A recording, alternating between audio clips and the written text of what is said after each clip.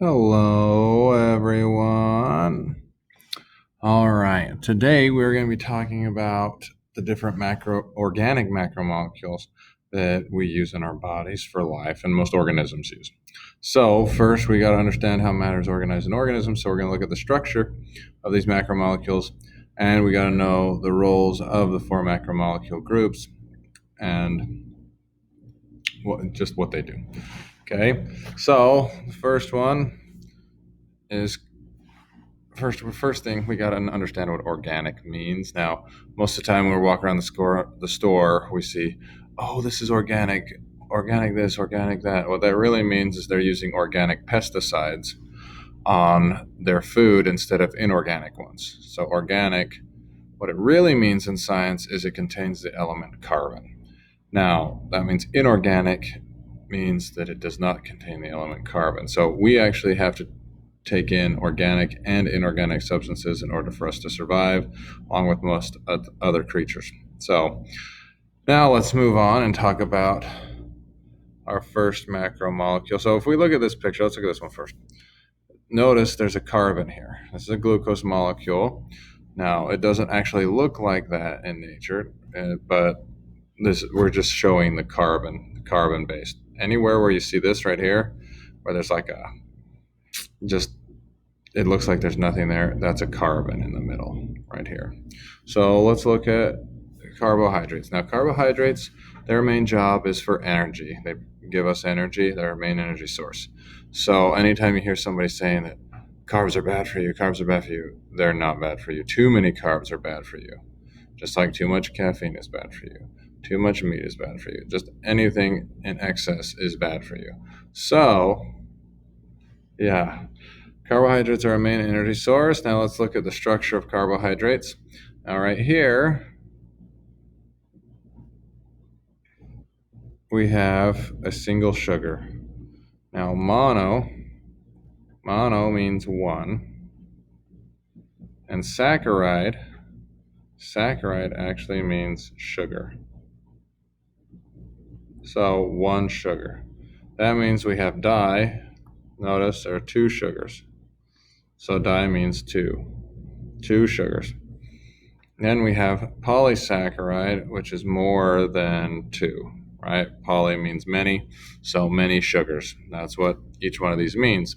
Now, a good example for a monosaccharide, single sugar, digests really quickly. This is honey.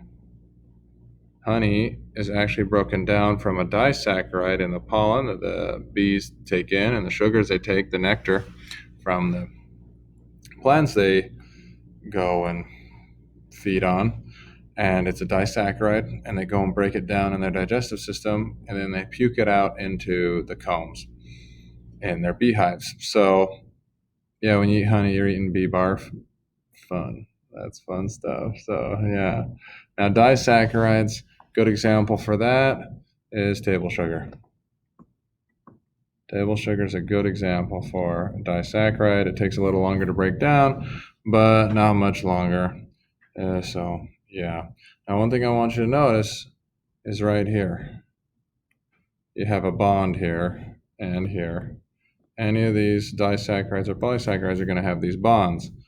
So what actually happened is both of them look like this. See that? You see this right here? You take out water, and that'll bond those two together right here. That's called dehydration synthesis. All right, dehydration, so getting rid of water, dehydration synthesis.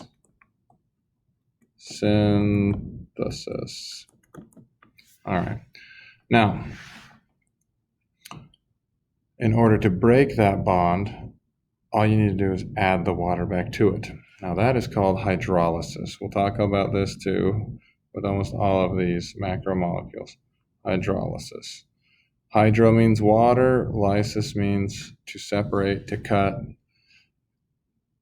So, cutting with water, you're going to break apart those molecules. So it's important to drink water while you're eating or after, whatever, to help you digest your food.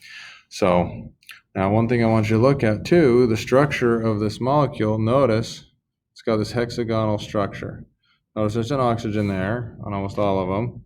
They all have one where there's an oxygen. Well, what are these little corners then? Right, each corner, like I said in the slide before, is going to represent a carbon molecule. So each one of those is a carbon, carbon, carbon. Okay, carbon is a sweet molecule. It has 4 valence electrons, and it wants to have 8. We talked about valence electrons last time, so carbon has its 2 inner shell electrons, and then its middle shell has 4. And it wants to bond, so it can make 4 different bonds with things. So it'll bond with carbon, it'll bond with hydrogen, oxygen, whatever it can to make those bonds. So it'll share electrons a lot. So they form mostly covalent bonds. All right, let's move on.